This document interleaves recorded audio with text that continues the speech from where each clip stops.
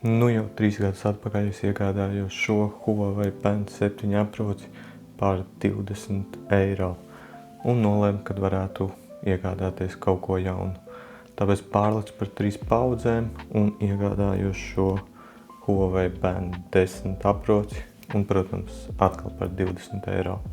Tā, protams, nav jauna, bet lietota, bet tā kā tā iznāca tikai pagājušajā gadā, maksimums viņa gadu veca ir.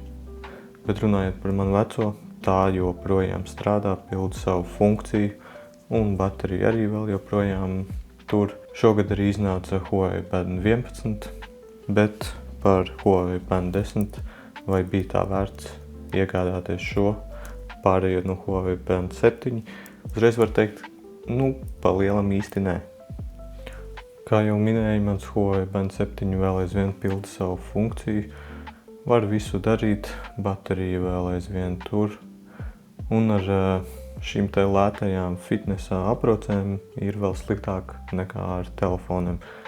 Šajā ziņā tur lielu inovācijas neienāk, pat pārlecot par 3 paudzēm uz priekšu, lielu izmaiņu salīdzinājumā starp 7. un 10. īsti nav.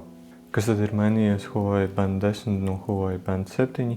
Tātad tas viena lieta fiziskā tas ir par milimetru palicis plānāks. To īsti laikam nevarēs pamanīt.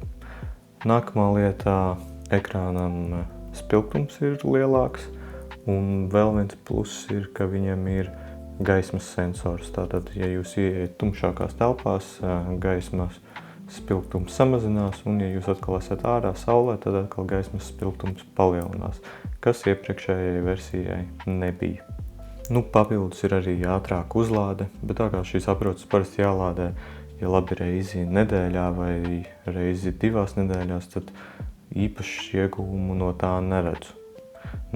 Tas arī palielam viss no pārlecot par 3 paudzēm uz priekšu šajās aprocēs. Bez fiziskiem uzlabojumiem, protams, ir tādi vēl programmistiski uzlabojumi. Ir minēts, ka tāds ātrāks vai responsīvāks viņš ir palicis, papildus uzlabojumi tur gulēšanas noteikšanai, sirdsdarbības noteikšanai, bet jāņem vērā, ka šī nav medicīniska ierīce un uz šiem datiem nevarat balstīt kaut kādas savas veselības izvēles, bet kaut kādā mērā jūs varat ņemt, protams, vērā šos datus. Bet šī ierīce, kā jau iepriekš stāstīju par Band 7, nodrošina arī visas tās pašas funkcijas. Pulkstenis, kalendārs, modinātājs, soļu skaitītājs, kā jau minēju, sirdsdarbība, gulēšanas monitors, notifikācijas un vēl citas funkcijas, kas tajā ir iebūvētas.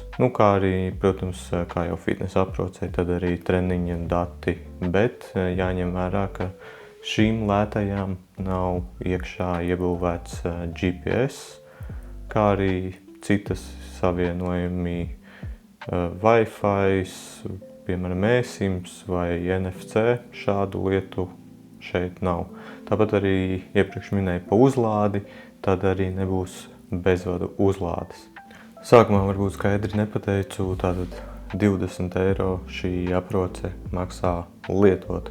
Jaunu tāpat maksā kaut kā 40-50 eiro, tagad tā kā iznāca Huawei Band 11, iespējams cenas ir kritušās, bet ja jūs esat lētas, varētu teikt, viedās aproces meklējumos, kas nodrošina pamata funkcijas, kā jau iepriekš minēju, tad, man liekas, par šo nav labāka šobrīd tirgu piedāvājumu. Un, ja jūs vēl pērkat lietotu, kā es savā gadījumā par 20 eiro, man liekas, nekas cits to nepārspēs.